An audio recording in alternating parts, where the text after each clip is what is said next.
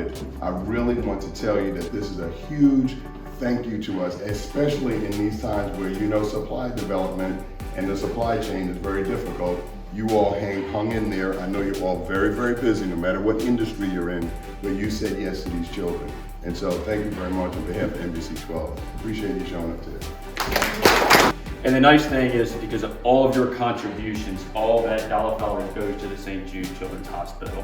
And so we can't thank you enough for everything that you guys do, because as Kim said, we had an opportunity to go and visit the St. Jude Children's Hospital and see those kids and the needs that they have. And the fact that every expense for any family is covered by St. Jude is in itself amazing.